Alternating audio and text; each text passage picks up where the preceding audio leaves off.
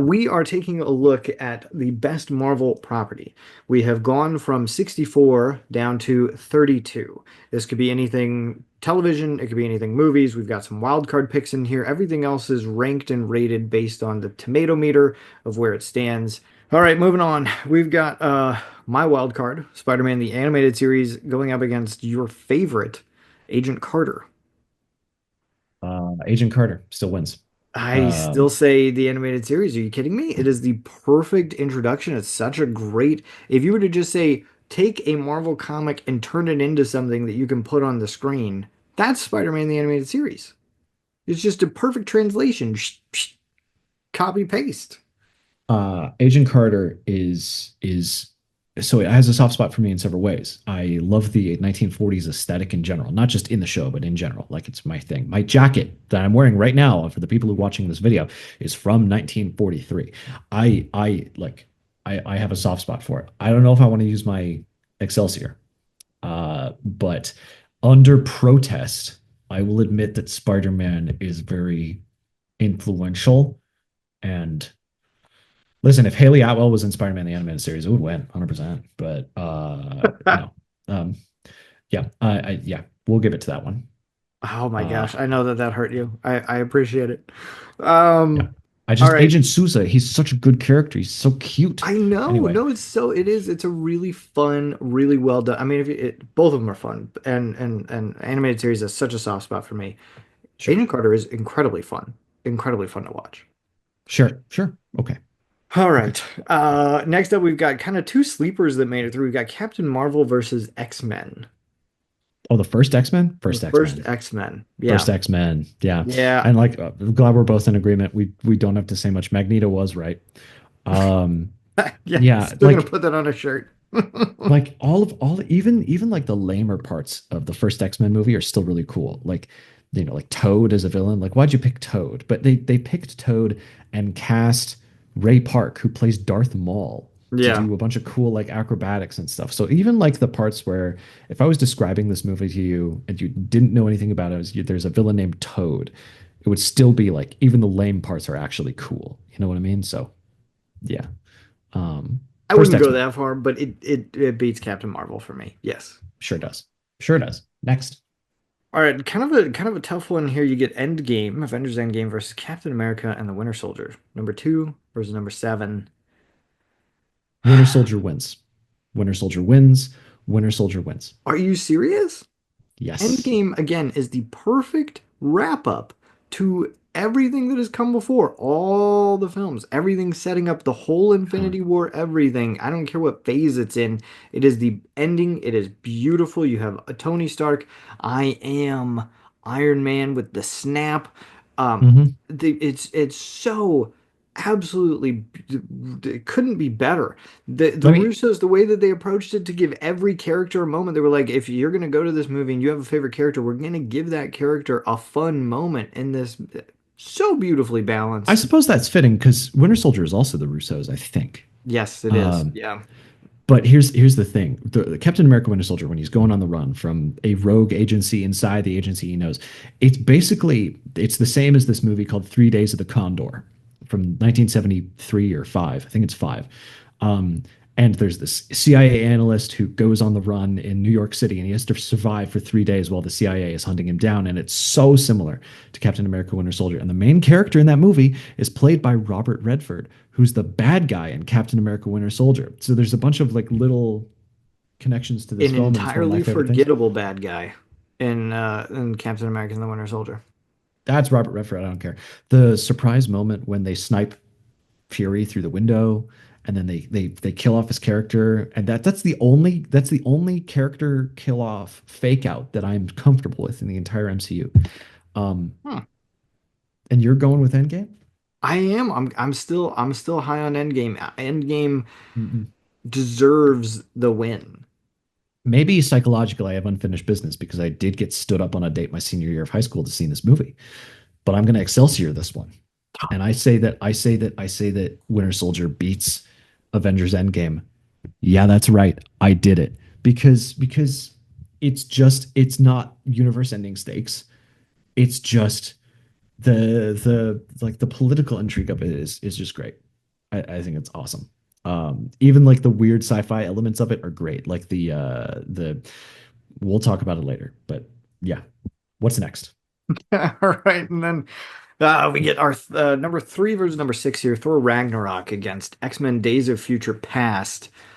I'm going Ragnarok on it. I have some problems with Days of Future Past. It's a great film, but I don't get enough. I said this before. I don't get enough of the original cast in there, and I get too much of the new cast and everything. That's why I'm leaning Ragnarok. I take it from the opposite direction. Not that I think that Ragnarok will lose because I'm going that direction, but I don't get enough of the new cast versus the old one. And the movie really it suffers for both of us because it's trying to be two things at once. Yes, it is. Um, and my favorite thing about these new cast movies is the relationship between Charles and Eric, which is why Apocalypse and Phoenix are not on this list because they dump that completely. Um, so yeah, Ragnarok for the things that are not great about it, and for the things that it is not as good as Days of Future Past. It is trying to be one movie and Mhm. not two. So I will give it to it. Sure, yeah, go. What's next? All right. So up next we've got, oh man, tough one. Number one seed Black Panther versus number nine seed X2. Um, I know that we love um, X-Men movies. I'm leaning Black Panther. I'm not, and I already used my Excelsior, so I can't hear it. It's just that X2 is so uh it's so cool and brilliant and all of the things. And again, it expands the relationship between Charles and Eric. Um it has the guts to kill off a main character at the end. Um and like delves into Wolverine's backstory in a way that it doesn't give everything away, but still keeps the mystery and the alliance, the uneasy alliance between the Brotherhood and the X-Men at the end. And I think the reason I'm leaning Black Panther is because it was such a cultural phenomenon in a way that X2 wasn't. X2 is a sequel. It's better than the original, but Black Panther was a moment that that captivated people in a way that hadn't been done before. X2 is very, very, very, very good. It breaks my heart to lean Black Panther. But the reason I'm the only detractor that I have for X2 is that I don't get enough of what happens to the other students. The whole school is attacked. All the students run out, and then we only follow like two of them, and nobody cares. Nobody's which trying to find also them. Nobody's trying to see if these other students are okay. That's yeah, my only tiny detractor from it. because you have to follow Wolverine because he's the main character, right? Right. Which is the problem with a lot of the X-Men movies. They spend a little bit too much on Wolverine. So yeah, okay. Black Panther can beat X2. I will give you it's a cultural phenomenon and all that. But that's an excuse you can use once, right? Um, I'm so running out of so excuses. no, not an excuse, but like it's a benefit of argument that you can use once. Yeah. And it won like I that's why I haven't, put into it won X many Oscars or it was like this influential more than once per thing to my memory. So we'll keep it there. Yeah, what's next? So up next we've got Black Widow, which I used in Excelsior on last round, Mhm. and Guardians of the Galaxy. Oh, Guardians still. Yeah, Um, I'm with you. I think Black Widow's a great movie, but Guardians is such a phenomenal team up film. Yeah, it's it super fun. shouldn't. I think what clinches it for me is that everything about Black Widow should work. It had a huge known cast of a bunch of people that I really love. It had that dude from Stranger Things. It had Rachel Weisz from The Mummy and Enemy at the Gates. I think she's great, and of course Scarlett Johansson as these known quantities coming in, like these very famous known quantities. There were some other names in there as well. Um, Guardians of the Galaxy was a lot of unknown heroes that nobody gave a crap about, and Hmm. it on paper should not have worked. And then it flipped everything on its head and worked really well. Black Widow should have worked on paper and kind of worked, but Guardians is a much bigger like flip of that expectation. So on the merits of the film, I give it to Guardians. Yeah. Yeah, I couldn't say it better myself. I'm with you there. Mm. Next, we have Iron Man, number two seed versus Deadpool. Number 10 seed. Yeah, I that's as far as I'll take my good buddy Wade Wilson. Um, Right there with you. yep. Um, I'm disappointed he Iron. made it that far. Um, No, no, no. There are excellently edited scenes and sequences in the first Deadpool, and there is excellent dialogue, which has not been really replicated in the further Deadpool movies. In the comics, he has near sort of a split personality, and you can tell which talk balloons are different sides of his personality. That almost comes through in the first Deadpool. They never really go that far. Um, it was worth getting out of the first round, but Iron Man, it's Iron Man. that's Iron Man. Started It's everything. Iron Man. Yeah. Yeah, So then to close out the round of 32, Excelsior's yeah, spent. This is it. And then we're moving on to the Sweet 16. What's the yeah. last one into the Sweet 16? We've got Spider-Man 2 up against Spider-Man Far From Home. Okay, it's Spider-Man 2. Yeah, I agree with you. And Um, just on the villains alone, Doc Ock versus Mysterio, I think the Mysterio villain is fun. Jake Gyllenhaal does a good job with it, but it gets a little bit too much at the end when he's got all the actors and everybody kind of working with him, and it loses it Also, a little bit. I like a redemption for a villain.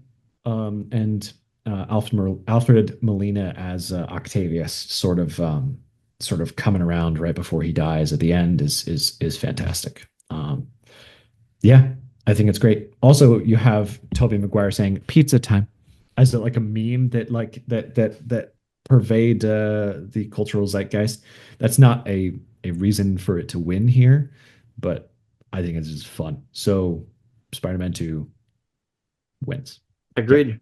Well, that brings us to the great. end of the round of 32. How do you feel?